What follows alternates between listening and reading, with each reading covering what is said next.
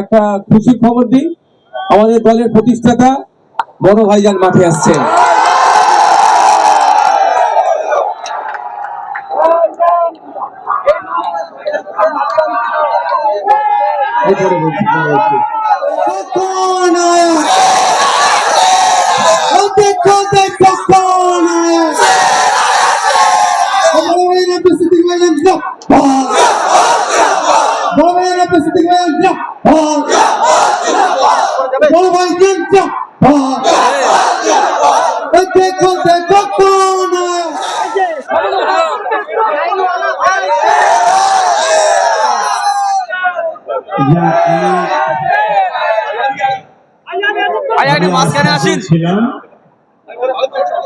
আমি পুরো প্রোগ্রামটাকে দেখেছি, খেয়াল রেখেছি।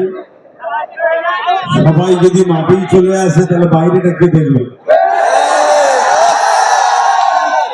আমি 5 বছরের ফল নওশাদ সিদ্দিকী এবং তার সহযোদ্ধা আপনারা সবাই আপনাদের চেষ্টায় বিধানসভা আসতে হয়তো এখন অনেকটা বাকি আছে, কিন্তু আজকে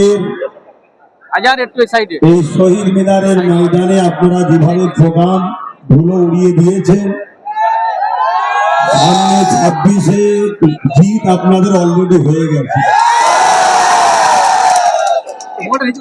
আপনাদের এতটুকুই বলবো, আমার স্বপ্ন কিন্তু ব্রিগেড ছিল যে 5 বছর পর কমসে কম ব্রিগেড যেন হয়, কিন্তু এই স্বপ্ন এখনো ভেঙে দিইনি। সেনাবাহিনী বন্ধুরা বলেছেন তিনাদের প্রোগ্রাম চলছে, নিশ্চয়ই মাইক বাঁধা আছে, দেখছেন 31শে মার্চ পর্যন্ত প্রোগ্রাম আছে। 31শে মার্চের পরে আবার চেষ্টা করব, কিন্তু মার্চের পরে প্রচন্ড রোদ হয়। এই রোদকে অপেক্ষা করে যদি ব্রিগেড করি আপনারা সাড়া দেবেন তো? আমার টার্গেট ব্রিগেড রেকর্ড হয়েছে 21-এ, ওই ব্রিগেডের রেকর্ডকে আবার ভাঙবো আমরাই। সেই চেষ্টায় আজকে গতকাল থেকে বারবার আমাকে বলেছিল, আমি বলেছিলাম আমি অবশ্যই কলকাতাতেই থাকবো, আশপাশেই থাকবো, পুরো প্রোগ্রামটাকে নজরে রাখবো। আমি দেখতে চাই যে নওশাদ সহ তার সহযোদ্ধারা 5 বছরে কি করলো, তবে কি করেছে বাংলার প্রতিটা অলিতে গলিতে কান পাতলে বোঝা যায়। এই বাংলায় বর্তমান বিরোধী শক্তি যদি কেউ থাকে আজকের দিন পর্যন্ত, সেটা হলো আইএসএফ।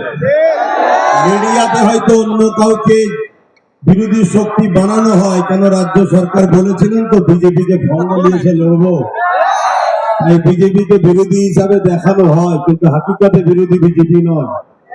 এই সরকারের পতনের পরে যে গভর্নমেন্টটাই বাংলায় হবে, সেই গভর্নমেন্টটার নাম হলো আইএসএফ। আপনারা যে শক্তিতে, যে মজবুতে দাঁড়িয়ে আছেন, আমি এতটুকু বলতে পারি এই শক্তি, এই মজবুতে আর একটু যদি বিশ্বাসের সাথে ঐক্যবদ্ধ হয়ে আর একটুখানি যদি চাপ বাড়াতে পারেন, তাহলে আগামী দিন কিন্তু আপনাদের হাতেই বাংলা আসছে। যাক, আমি আপনাদের এই প্রোগ্রাম দেখেছি, সবই খুব ভালো লেগেছে। আপনারা এইভাবে এগিয়ে যান। আমার সর্বদিক দিয়ে সহযোগিতা, দোয়া আপনাদের সাথে ছিল, আছে, থাকবে। আমরা ভারতীয়, ভিক্ষা নয়, অধিকার চাই। আমরা ভারতীয়, কোন সংবিধান ছাড়া কোন দাদা দিদির কথা মানি না।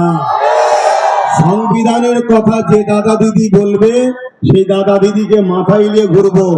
আর যে দাদা দিদি সংবিধানকে তাকে রেখে নিজেদের কথা শোনাতে চাইবে, সেই দাদা দিদিকে সংবিধানের ডায়েরিতে এনে জেলের কারাগারে আমরা যুব সমাজই ধরব।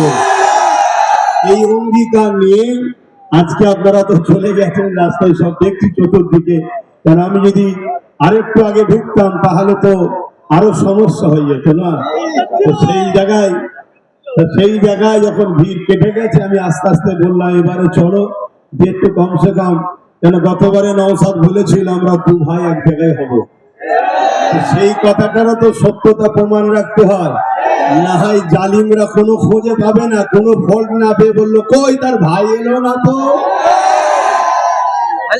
কিছু যখন উপায় থাকেন এটা বলবে, এতটুকু জেনে রেখে দিও নওশাদের জন্য তার বড় ভাইয়ের জান আছে। ব্যাস, এবারে আমার আরো অনেক কাজ আছে, সেদিকটা দেখতে হয়, এদিকটা নওশাদ দেখছে তোমাদের সবাইকে নিয়ে, এবং তোমাদের সাথে নওশাদের সাথে আমি আছি, অবশ্যই পাশে আছি, বিশ্বাস করি।